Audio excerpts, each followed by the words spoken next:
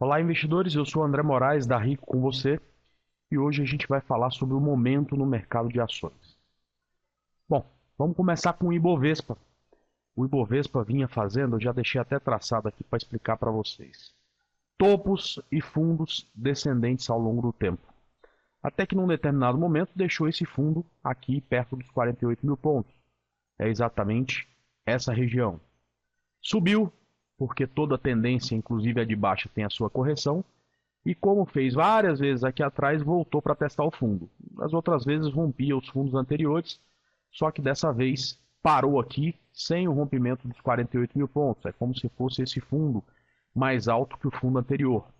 E o que Charles Dow falava exatamente era que na tendência de baixa o preço fazia topos e fundos descendentes, como temos aqui, e na tendência de alta o preço fazia topos e fundos ascendentes. Então, a partir desse ponto, quando o mercado começou a subir, e o nosso MACD, que aqui é um pouco diferente, em vez de 12, 26 e 9, a gente colocou um outro layout, tá? Que é 17, 7, 2 e 34. A gente chama isso de MACD trade ao vivo, né? Então, a partir desse cruzamento, era de se imaginar uma subida do mercado para fazer exatamente uma reversão de tendência. A partir do momento em que você tem um fundo mais alto do que o fundo anterior e o rompimento desse topo, você tem topos e fundos ascendentes. Isso é padrão de alta. O Ibovespa deixou isso muito claro, né? Essa vontade de largar isso aqui como fundo e reverter tendência, aqui nesse ponto ele deixou o martelo. Isso foi bom. O mercado a partir daí começou a subir e deu algumas oportunidades para a gente. A semana passada a gente fez o Morning Call aqui na DVFN e também no nosso site, no rico.com.vc.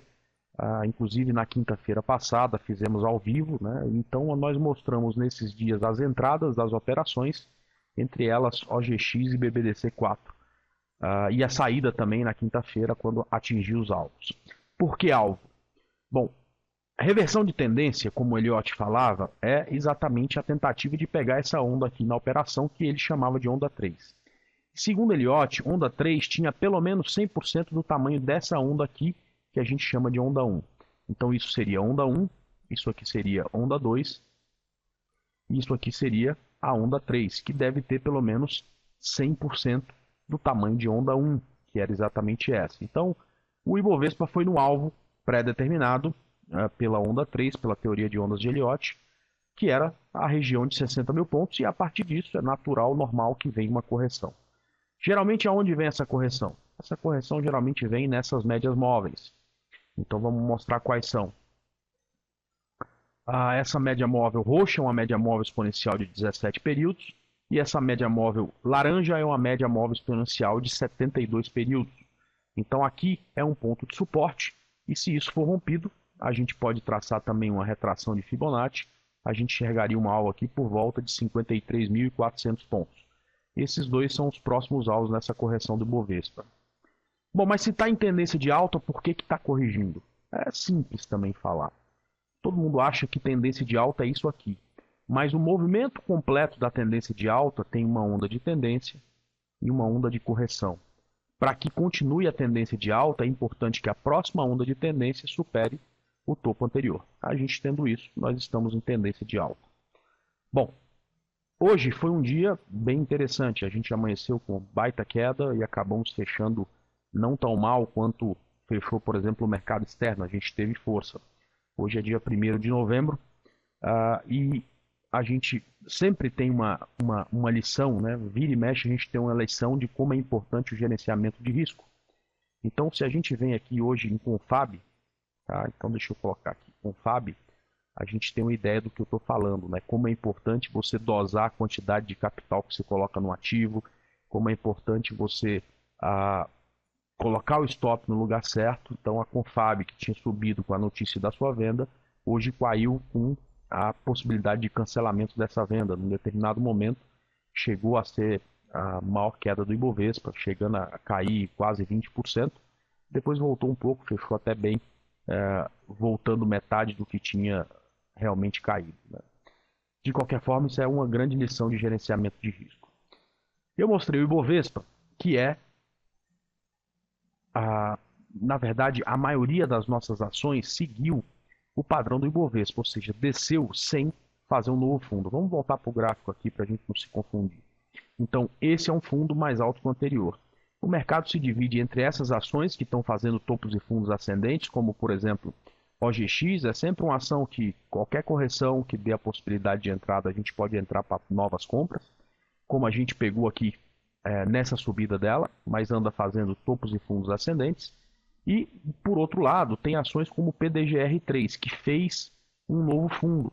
Então ainda é complicado para a gente pensar em compra em PDGR, porque ela vem de um novo fundo. E como todo fundo recebe um teste, seria muito natural que ela voltasse para testar esse fundo. Aonde? Ou aqui nas médias onde ela já veio, ou até mesmo na retração de 61% de Fibonacci. Então ela pode também, inclusive, chegar aqui a 6,53 como correção que não teria maiores problemas. A gente já está de olho nessa situação, por enquanto não pensou em compra ainda em PDG, mas pensaremos, aliás, até pensamos em outros momentos, né? Mas não nessa última perna, porque ela ainda precisa testar o fundo. Aliás, olha como é engraçado, né? Marfrig começou a subir, e a gente falando, todo fundo recebe seu teste, então é muito provável que o Marfrig volte para testar o fundo.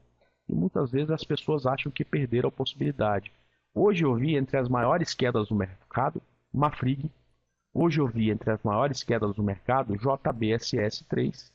Hoje eu vi entre as maiores quedas do mercado, Hipermarcas, que são exatamente 3 ações que subiram sem testar o fundo. Então, esse teste vai estar sendo feito. Para quem está vendendo a descoberta, eu não acho que é mais um momento, mas é ainda uma possibilidade de pegar um bom retorno. E a atenção que a gente tem que dar é agora se essas 3 ações, mais as ações de construção civil, não romper esse fundo anterior, porque pode lançar uma onda 3 bonita, como a gente mostrou no Ibovespa e como foi possível verificar em várias ações nessa última subida. Bom, eu separei algumas ações que eu estou de olho para a semana ou para a semana se o mercado subir, e algumas ações também que eu estou de olho se por acaso o mercado cair. Enfim, para a subida, sempre é bom falar de Ambev. Então a Ambev vem numa tendência vigorosa. Quando a gente coloca um gráfico semanal, a gente percebe quão vigorosa é essa tendência, né? Então ela passou para cima dessas médias ainda em 2008, a R$ 20,18 e está aqui a R$ 55,00. Então no gráfico semanal a gente percebe uma grande força de Ambev, e essa aqui é sempre caiu, rompeu o topo, é compra, né? Então eu estou dando bastante atenção para a Ambev novamente no rompimento desse topo para tentar fazer uma operação de compra. Depois disso, temos 2 ações que têm uma condição interessante, mas antes deixa eu dar um exemplo dessas condições. Há algumas semanas eu falei da possibilidade de compra de NET C4, que poderia comprar NET C4 porque ela estava desenhando no gráfico um triângulo, e no rompimento desse triângulo a gente projeta a altura desse triângulo para cima para identificar o alvo. Parecia ser uma boa operação e foi. Ela rompeu para cima e deu uma boa operação. Na semana passada, na segunda-feira, no Morning Call, inclusive, e também no nosso site, na Rico com Você, a gente falou de compra em BBDC4, Bradesco. Exatamente por quê? Porque tinha uma figura exatamente igual que a gente viu na NET C4, um triângulo que foi rompido para cima. E você me pergunta dessa operação, eu saí dessa operação ao vivo dentro do nosso site, fazendo o Operando com Você, que acontece todas as quartas ou quintas-feiras. Na verdade, a gente está achando a melhor data ainda. Na semana passada a gente teve quarta e quinta-feira. Eu saí dessa operação exatamente na abertura de quinta-feira, ao vivo, mostrando lá para quase 500 pessoas que estavam online com a gente, essa possibilidade de sair daqui, porque justamente era o topo anterior. Então, eu gosto muito do rompimento dessas figuras. E observo nesse momento, para não parecer engenheiro de obra pronta, falar do que já foi, 2 ações que estão numa condição muito parecida com essas que eu acabei de mostrar. Só que o que elas têm de melhor é que os rompimentos que a gente espera para fazer a compra ainda não aconteceram. Então a gente tem condição de cercar esses ativos, porque se esses rompimentos acontecerem, a gente pode fazer uma boa operação. A 1003 é uma delas, uma região aqui de bastante consolidação, uma consolidação em triângulo, e no rompimento pode dar uma boa operação, tanto para cima quanto para baixo. E o outro ativo que eu, estudando agora há pouco, também achei extremamente interessante, provavelmente eu vou comprar se tiver um rompimento, é FESA 4. A gente pega desde aqui de cima, tá? e percebe nela uma grande consolidação. Dá para a gente marcando topos e fundos também em triângulo. Vamos tentar pegar o rompimento para cima ou para baixo desse ativo. Bom, eu gosto muito de reversão de tendência. Para reversão de tendência, tem uma ação que eu tenho, uma das ações que mais me trouxeram felicidade ao longo do tempo, foi a BIC-B4, um banco que em 2008 sofreu pra caramba na crise e depois deu uma belíssima operação de médio prazo, e eu saí dessa operação já e estou pensando em voltar para essa operação justamente para o médio prazo novamente. Então, olha só, ela fez uma onda muito grande de alta aqui, tá? Depois recuou porque todo fundo recebe o teste e está tentando subir novamente. Perceba que a linha rápida do nosso MACD Trade ao vivo, que é essa linha vermelha, já cruzou a linha roxa mesmo ela estando em consolidação, ou seja, tem condição de onda 3. E como onda 3 é um lugar onde você vai ter uma perna com pelo menos 100% do tamanho da onda 1, o mercado continuando a subir, eu vejo a possibilidade da BIC-B4 chegar aqui perto dos R$10. Depois disso, também, se o mercado continuar em tendência de alta, que é o que eu espero, eu vejo a possibilidade de uma compra em DASA 3. A gente olha para o passado para tentar enxergar o futuro. Muita gente não gosta de padrão de candlestick, eu adoro. Há cerca de um mês e meio atrás, a gente comprou Mafrig por conta de um simples padrão de candlestick, tá? Então ela tinha feito, deixa eu dar um zoom um pouco maior, ela tinha feito um candle negativo e depois engolfou o candle anterior, fazendo então, dando para ela uma possibilidade de subida mesmo na conta da tendência. Foi uma boa operação. E nesse momento eu olho exatamente um sinal parecido em DASA 3, ou seja, amanheceu com gap de baixa, subiu, engolfou o candle anterior, ou seja, pode dar uma esticada, quem sabe pelo menos até a média de 72 períodos. Então essa também parece ser uma boa operação. Como o Ibovespa está em tendência de alta, são poucas as operações que eu enxergo para venda. Mas Energias Brasil, ENBR3, é uma ação que pode dar um trade vendido no rompimento aqui desse suporte na região de R$ 35,80. E outra que também pode ser bem interessante é SUSD5, também consolidando numa região muito perto do fundo. Então, de repente, no rompimento desse fundo, a gente consegue também uma boa operação.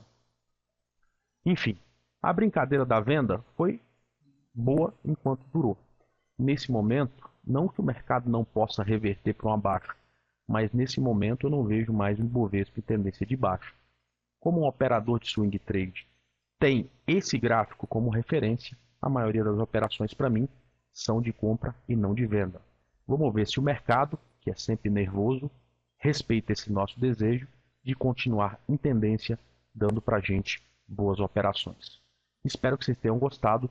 Um abraço e até o nosso próximo vídeo.